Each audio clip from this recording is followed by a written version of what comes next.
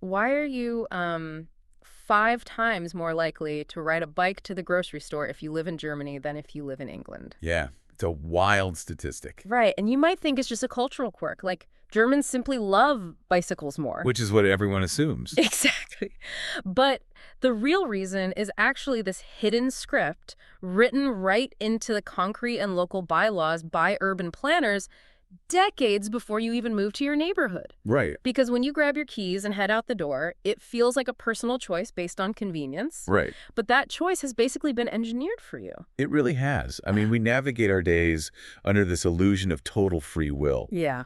But in reality, the physical and political framework of your city dictates the absolute limits of your daily travel options. Wow. The infrastructure just makes certain choices effortless and other choices nearly impossible. So, complaining about traffic without looking at the underlying urban planning.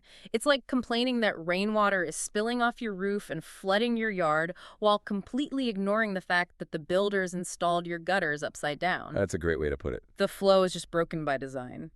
And that brings us to the core of this deep dive.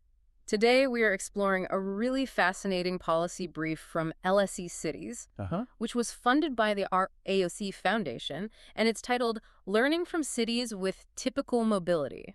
And that word typical is really the entire foundation of this research. How so? Well, usually when urban transport gets analyzed, researchers flock to these exceptional transport utopias, or they look at massive, heavily funded capital cities like London or Berlin. Right, the outliers. Exactly. This brief throws out the outliers. It looks specifically at mid-sized cities in England and Germany, so places with populations sitting between 50,000 and 1 million residents. Okay. These are the cities that genuinely represent the national average in both countries. So it gives us a real apples-to-apples baseline. Yeah. Regular places with regular budgets, and we're looking at this data to figure out why mobility habits differ so drastically and what policymakers can actually learn from the mechanics behind those differences. Absolutely.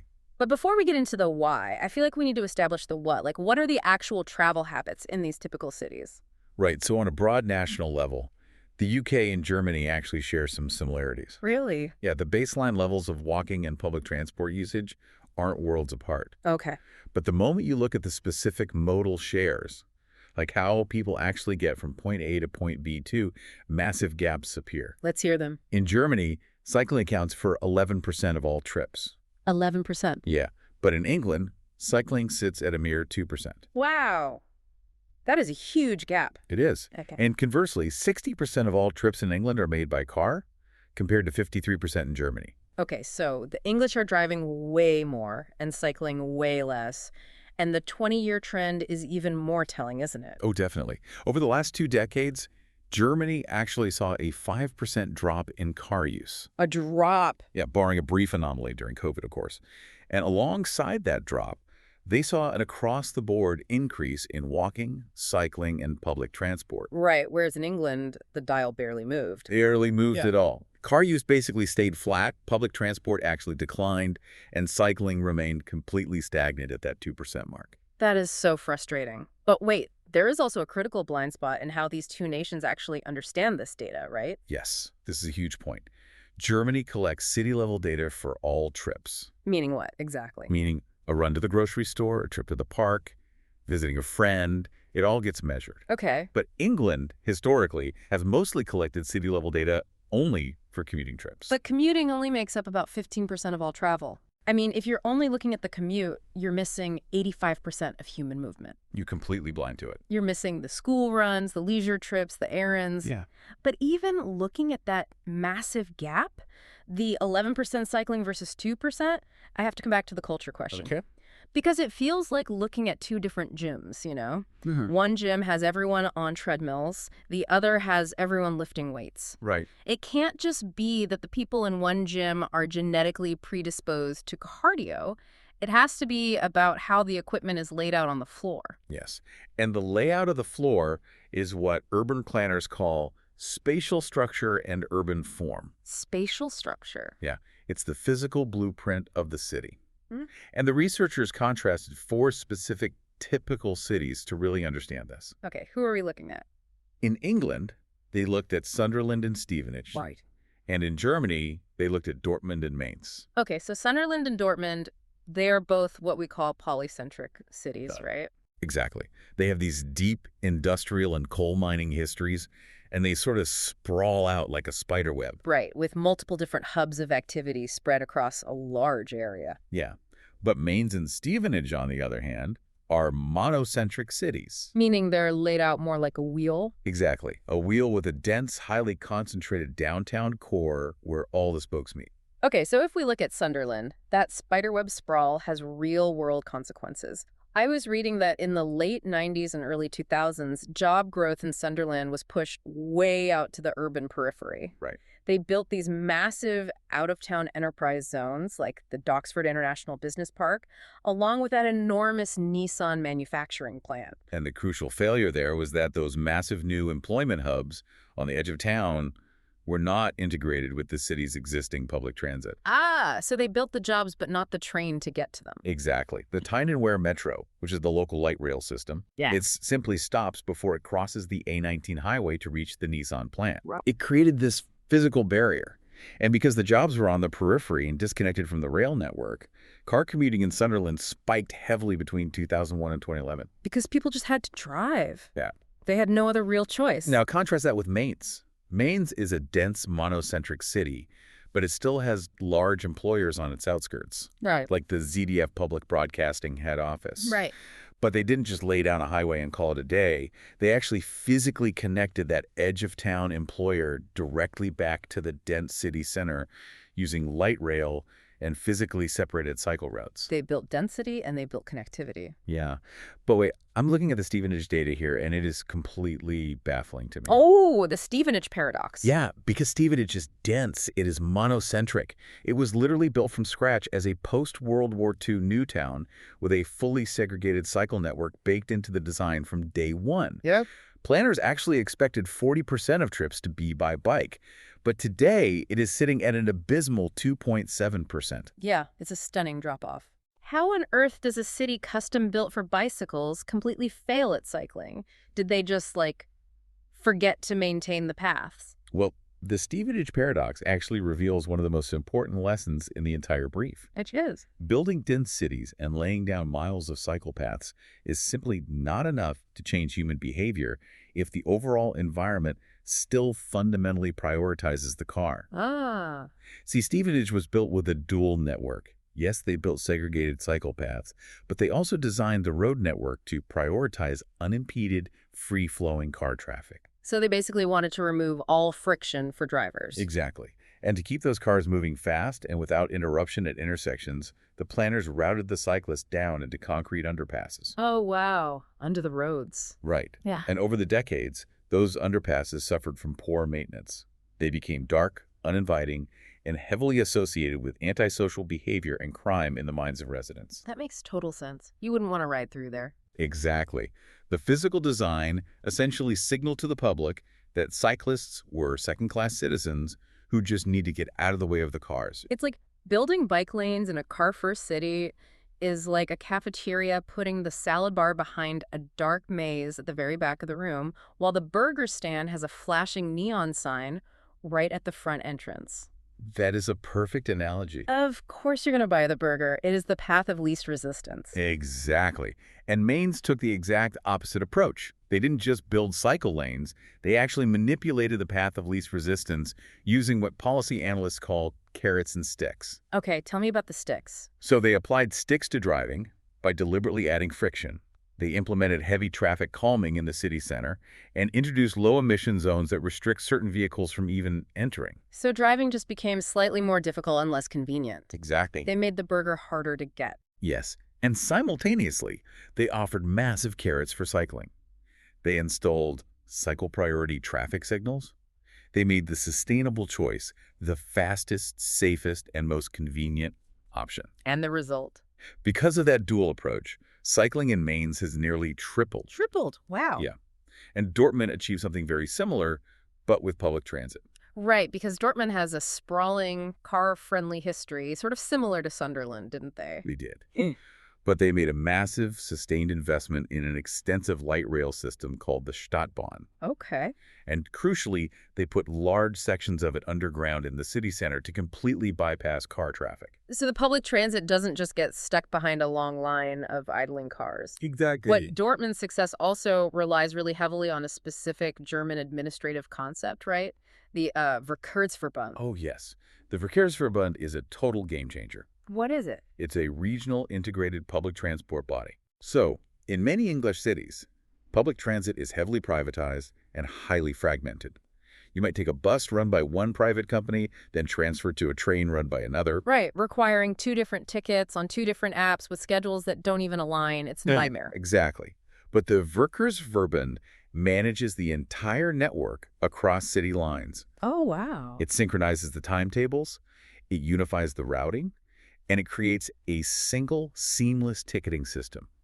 It basically makes taking transit as cognitively simple as just getting in your car and turning the key. I mean, if prioritizing sustainable transport and integrating the ticketing networks works so incredibly well in Mainz and Dortmund, why don't English cities just do that? Right? Like, why doesn't Sunderland just build an underground light rail and create a regional ticketing body? Well, Because the brief makes it clear that the answer actually has nothing to do with engineering and everything to do with who holds the purse strings. yes. Governance and the devolution of power are really the hidden engines of all urban mobility. Break that down for me. So in Germany, local authorities possess significantly more autonomy, taxation power, and dedicated funding to shape their own infrastructure. They control their own long-term destiny. Exactly. But English local authorities outside of major hubs like London have suffered through decades of fragmented governance. Yeah. Sunderland's planning over the years has been tossed between county councils, development corporations, regional development agencies, and local economic partnerships. Just an ever-shifting carousel of acronyms. It really is. And ultimate control still sits tightly centralized in London with the National Department for Transport, the DFT. Right. Which means when the decision-making power is hundreds of miles away from the actual streets being built, you get choices that completely ignore local realities. Absolutely. The out-of-town enterprise zones in Sunderland were largely driven by central government initiatives and private sector interests. The local authority simply lacked the muscle and the capital to mandate that those zones be connected to the local metro system. Wow. And demographic and cultural realities also shape the political will required to execute these projects too, right? Oh, definitely. The brief details how Mainz benefits from a large university student population and a highly educated workforce. Right, people who are more likely to advocate for cycling and transit. Exactly. Yeah. In fact, in 2003, when the city considered decommissioning the tram system to save money, that demographic organized massive civic protests. Oh, wow. Yeah, public outcry literally forced the local government to save and subsequently expand the tram. But in post-industrial Sunderland, you have the massive presence of the Nissan manufacturing plant, which weaves the car deeply into the local economy. Yeah. In a working-class demographic rebuilding after the collapse of heavy industry, the car functions as a tangible symbol of aspiration and economic success. Exactly. It becomes woven into the cultural fabric. And the political geography of Stevenage creates a completely different kind of trap, doesn't it? It does. Transport in Stevenage is managed by the Hertfordshire County Council, and that council represents a large, mostly rural voting base spread across the county. Ah, I see where this is going. Right. A rural voting base is inherently car dependent, so they naturally elect representatives who prioritize road expansion and car-friendly policies. So the needs of the dense urban borough of Stevenage get completely overridden by the rural majority controlling the council's budget. Exactly. The political borders are fundamentally at odds with the urban design. Man, so we have a really clear diagnosis here. We have the spiderweb sprawl that disconnects jobs from transit. We have infrastructure that treats cyclists as second-class citizens. We have fragmented governance and a centralized funding model that strips power from local cities. That's a lot. It is. Now, the UK government recently introduced its first integrated national transport strategy in 25 years called Better Connected. So how can the insights from this brief actually be applied to fix the machine? Well, the machine needs a total recalibration, starting with the underlying mathematics used to fund infrastructure. Okay. And the brief points directly at the Treasury Green Book. Right, the Green Book. That's like the ultimate rule book for the UK government, right? It dictates exactly how projects are appraised and whether they actually get funding. Exactly. And historically, the transport appraisal process in the Green Book operates on a model of predicting future car demand. Meaning what? Meaning the math says, in 10 years, there will be X thousand more cars on this route. Therefore, we must widen the highway right now to accommodate them. Oh, it's a self-fulfilling prophecy. Exactly. It's what planners call induced demand. And the brief argues this mathematical model must be completely thrown out. Okay, so what should replace it? Instead of predicting car demand, the Green Book needs an appraisal process based on accessibility. It should measure funding based on how efficiently a project connects citizens to jobs, hospitals, and amenities using sustainable modes. Wow. And why does the Treasury Green Book matter to you, the listener? Because until that specific algebraic formula changes in London, your local city council will just keep widening highways instead of building the light rail system you desperately need. The math literally dictates the concrete. It does. And once the funding math is fixed, the strategy really must tackle spatial planning. The brief is unequivocal here. Growth must be promoted within existing urban cores. So no more sprawl. Right. That means an absolute halt to building out-of-town retail parks. Development has to focus on existing urban land. And if edge-of-town housing absolutely must be built, then it cannot be approved unless it is built around rail and cycle networks from the very first day. Because you do not build a house and then try to figure out how to retrofit the plumbing 5 years later. Exactly.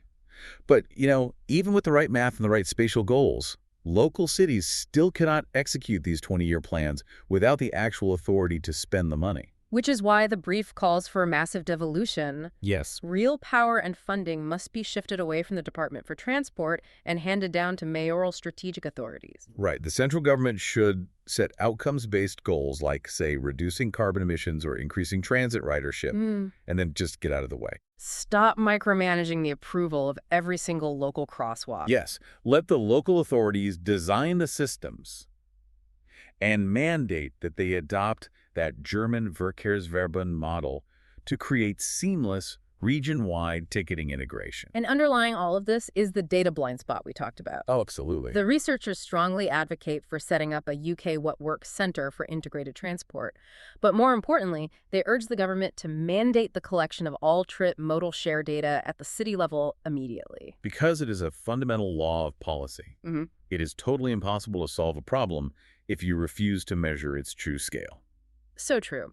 We started out looking at why someone in Germany is so much more likely to hop on a bicycle than someone in England, and we discovered this massive, invisible web of forces. Yeah, it's not just about liking bikes. It's the story of urban sprawl pushing jobs past the reach of the light rail. It's the story of Stevenage routing cyclists into dark underpasses just to keep the cars moving. It's the story of political boundaries trapping dense cities inside rural councils, and the hidden mechanics of treasury funding algorithms. The city is a machine, essentially. And for decades, the machines in these typical cities have been precisely calibrated to produce car journeys. Yeah. Changing that output requires physically and politically rewiring the entire machine. The brief actually quotes an old business adage: what gets measured gets managed. Right. And we noted earlier that England mostly measures commuting trips at the city level, completely ignoring the trips to the park, the pub, or dropping the kids at school. Which is a huge oversight. It is, and it leaves you with a really profound question to mull over the next time you step out your front door. If a society only measures how we travel to work, are we inadvertently building cities designed purely for economic units? Wow. Are we building cities for workers rather than building cities for human beings simply living their lives? You really have to ask who the architect was actually designing the blueprint for. It's a vital perspective on the spaces we inhabit. It really is. Thanks for joining us on this deep dive. We'll catch you next time. Virtual's